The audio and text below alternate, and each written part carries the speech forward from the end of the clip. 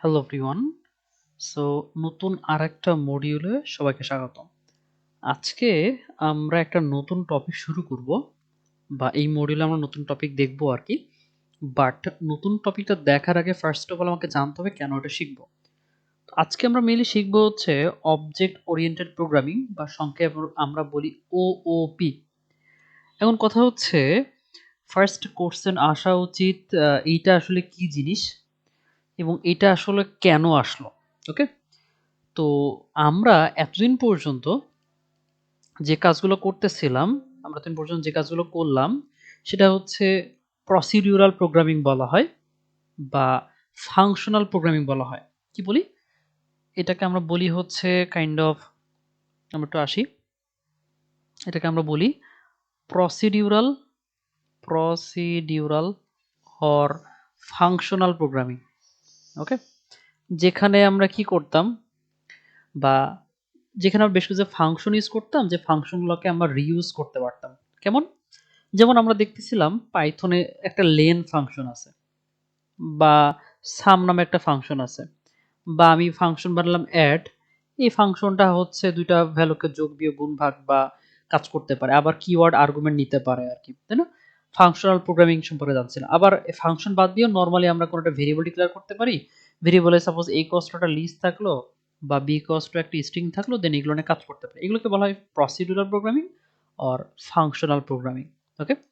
But এখানে আসলে কি প্রবলেম ছিল আমরা একটু দেখার চেষ্টা করি। ফার্স্ট অফ অল আমরা এখানে বেশ কিছু কাজ করতে পারতাম না। যেমন যেমন আমি আমাদের ইউজার ডিফাইন্ড যে ফাংশনটা ছিল সেখানে কিন্তু আমি চাইলে মাল্টিপল জিনিস বা মাল্টিপল ধরনের ডেটা স্ট্রাকচারকে নিয়ে বা রিটার্ন করা বা এই টাইপের কাজ কিন্তু করতে পারতাম না, তাই না? একটা জিনিস ছিল, তার মানে মাল্টিপল ধরনের ডেটা স্ট্রাকচার কিন্তু আমি রিটার্ন করতে পারতাম না আর কি, তাই না?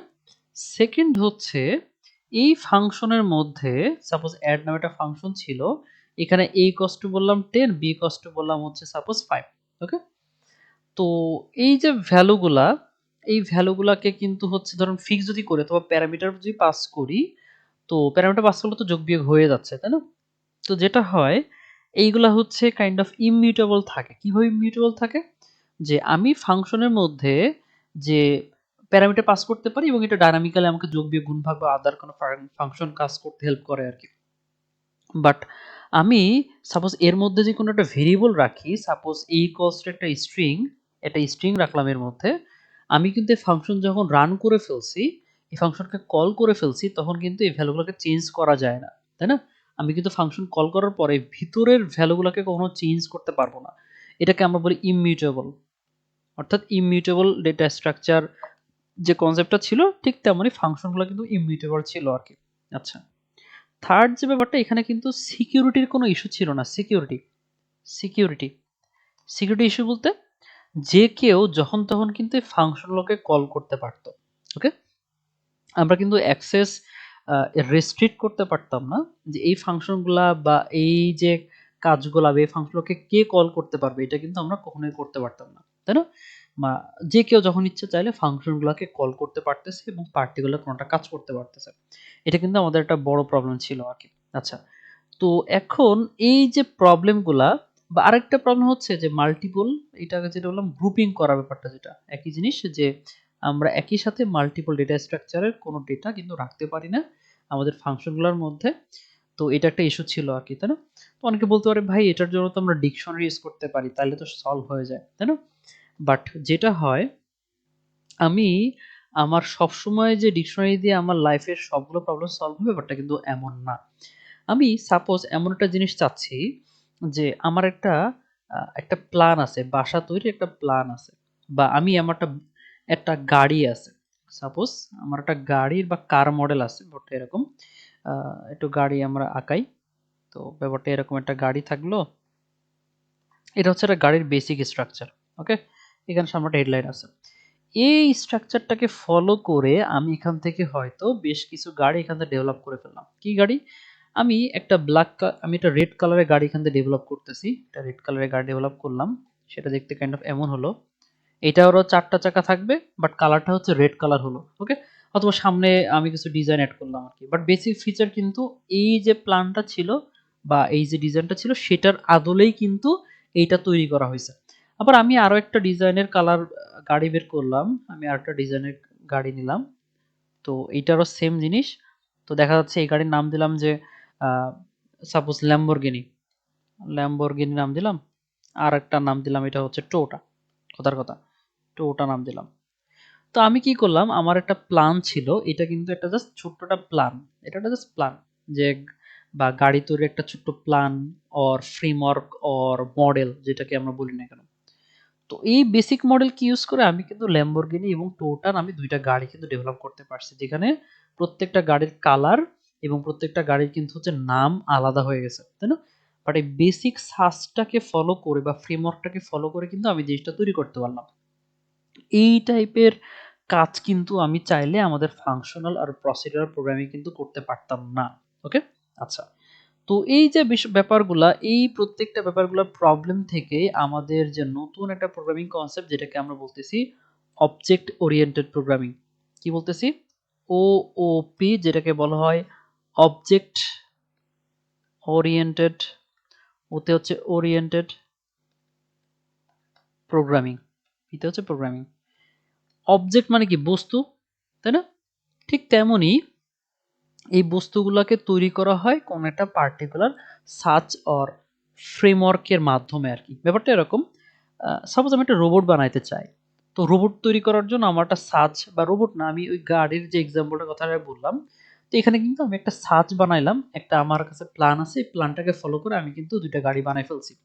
আবার আমার কাছে আছে হচ্ছে একটা বাসা তৈরির প্ল্যান আছে আমার কাছে, আমি এটা দিয়ে কিন্তু এখানে হয়তো একটা দরজা, একটা জানলা আছে, তো এটা দিয়ে আমি হয়তো মাল্টিপল ডিজাইনের, এই সেম ফ্রেমওয়ার্কের মাল্টিপল ডিজাইনের বা মাল্টিপল কম্বিনেশনে কিন্তু বেশ কিছু বাড়ি বানাইতে পারতেছি, তাই না?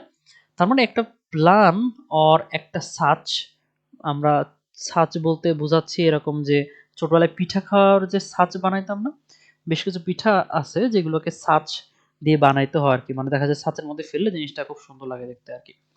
তো এই যে ফ্রেমওয়ার্ক অর ডিজাইন অর বাসা তৈরির একটা প্ল্যান আমরা ইউজ করি, এই প্ল্যানকে ইউজ করে যে একদম রিয়েল লাইফের যে অবজেক্টগুলোকে আমরা বিল্ড করতেছি, এগুলোকে আমরা বলি হচ্ছে অবজেক্ট। এটা অবজেক্ট, এটা একটা অবজেক্ট, আর অবজেক্ট, এটা একটা অবজেক্ট। আর যে সার্চ অর যে প্ল্যান বা যে নীল নকশা বা যে ব্লুপ্রিন্টটাকে ইউজ করে আমি অবজেক্টগুলোকে ডেভেলপ করলাম, এইটাকে বলা হয় হচ্ছে ক্লাস।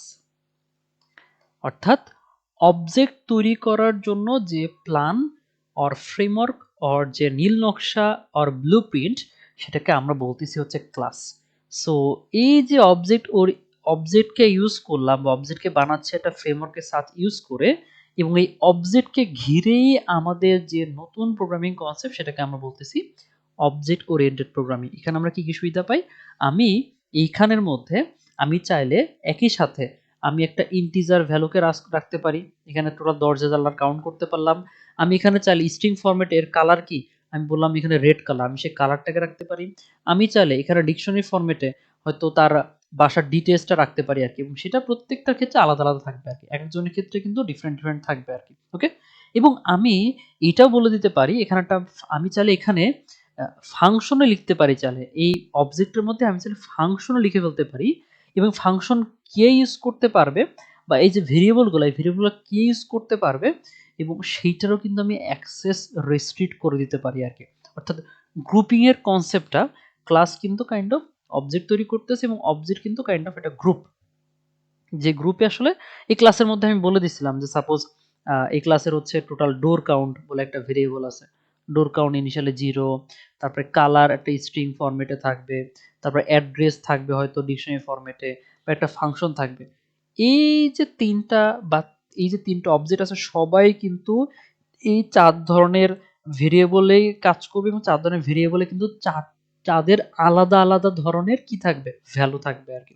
তো এই যে গ্রুপিং করার ব্যাপারটা, এটা কিন্তু আমরা নরমালি ফাংশনের ক্ষেত্রে করতে পারতাম না, এবং আমি চাইলে সাপোজ এই অবজেক্টের নামটা হচ্ছে এখন আছে সাপোজ আমার বাসার নাম বললাম রহিমের বাড়ি, বাট আমি চাইলে এটা কিন্তু মানে রিয়েল টাইমে গিয়ে আমি পরে রহিমের বাড়িটা কিন্তু পরে এই কালারটাকে চেঞ্জ করে পরে নাম অন্য কিছু দিয়ে দিতে পারবো আর কি, কোনো সমস্যা নেই। ওকে, তো এই যে প্রবলেমগুলো এবং সিকিউরিটি ব্যাপারটা যেটা বললাম যে আমরা কিন্তু চাইলে রেস্ট্রিক্ট করে দিতে পারি কে কখন ইউজ করতে পারবে। তো এই যে ইমিউটেবল কনসেপ্ট বা সিকিউরিটি বলি বা মাল্টিপল বা গ্রুপিং সিস্টেমটা বলি, এই প্রত্যেকটা জিনিসের প্রবলেম সলভ আমরা ওপি দিয়েই করতে পারি আর কি। তো দ্যাটস ওয়াই আমাদের যে নতুন প্রোগ্রামিং কনসেপ্টটা সেটা হচ্ছে ওপি। এবং আমি একটা কথা বলি, যে ওপি পারে, যে ওপি পারলো বা ওপিটা বুঝলো, সে আসলে এই ডেভেলপমেন্ট সেক্টরের আসল মজাটা সে ফিল করতে পারে, এবং সে যদি জ্যাঙ্গোতে কাজ করুক বা যে কোনো ফ্রেমওয়ার্কে কাজ করুক না কেন, সে কাইন্ড অফ বস লেভেলের জ্ঞান অর্জন করতে পারবে আর কি। তো আমরা নেক্সট ভিডিও থেকেই আমাদের লাইফের ফার্স্ট যে ওপি কে ইউজ করে কিভাবে আমরা কোনো একটা অবজেক্টকে বিল্ড করতে পারি বা এটা কিভাবে ইউজ করতে হয় সেই বিষয়গুলো দেখার চেষ্টা করব। So thank you so much সবাইকে, দেখা হচ্ছে নেক্সট ভিডিওতে।